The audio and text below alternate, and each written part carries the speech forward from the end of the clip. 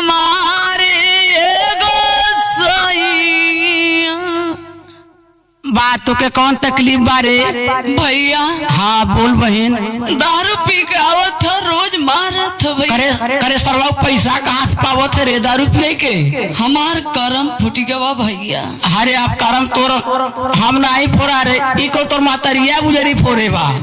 अरे भैया अंगूठी सिकड़ी हाँ जवन कुल दिहे रहा सब बेच के पी डाले बा। चल सारे के खिचड़ी लेके आओ, तब बुजुर्ग भाई से पूछो, घबरो मत।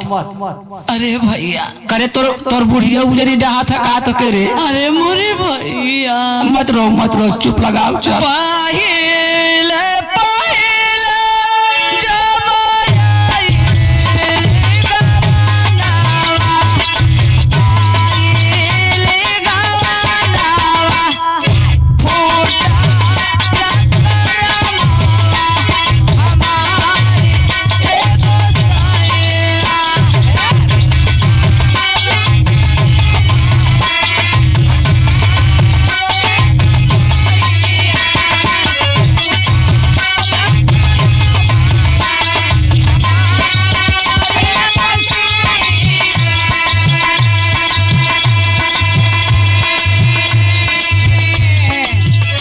भैया हो। हाँ कारे बहन।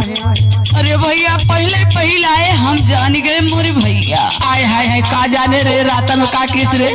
सुना भैया हाँ बोलू। ऊंचे ऊंचे महलिया देखे बिहारा भैया मेरा ना, बिहारा भैया मेरा ना, भीतरा कमरनिया काहे जानला भैया मेरा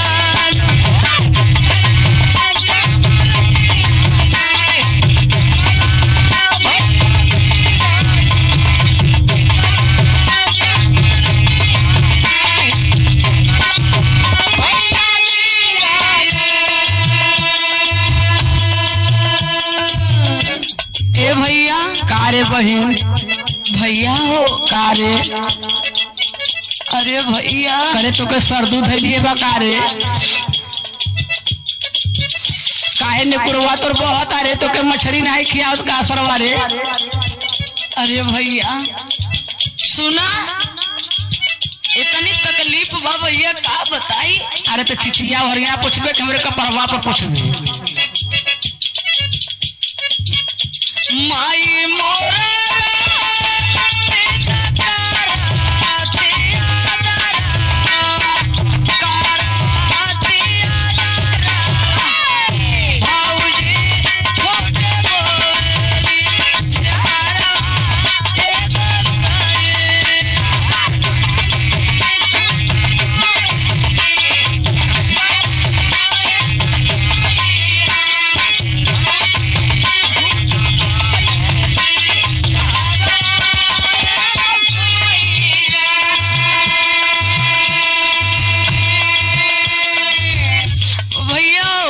बहन बहुत तकलीफ बा भैया। चल अब तकलीफ बा का करे। चल अब तो के लिए आए। चलो जैसे इतना दिन रखे रहो उसे रखो का करो।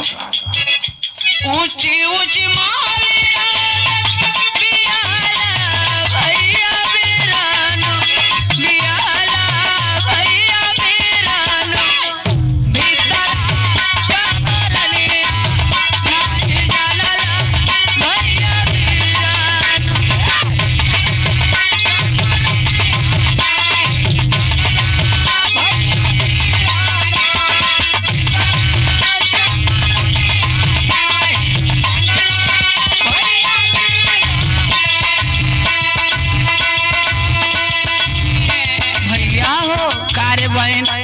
हम ना जानत रे तोर गधा संगे सारे बियाह हो जाए रे बहन। अरे भैया अगुआ मुँह फुकना न करम हमार फोड़ दिहे से। अगुआ से बढ़ के तोर महतरिया कुल गुजरी डाहे से नहीं कुल होबे नहीं करता। अरे भैया साता नदिया परवा से तब नाही बेदवा बाबा कैला रे छोटा की नदी।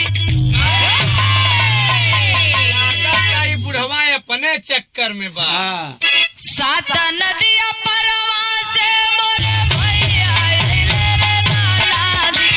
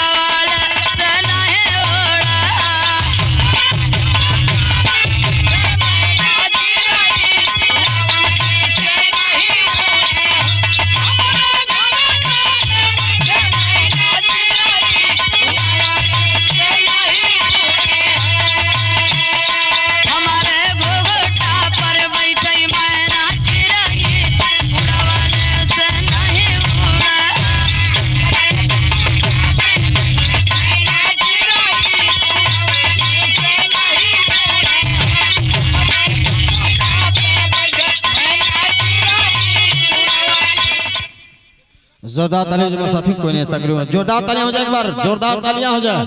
वाह बड़ा लमहर बड़ी रे कौन है घर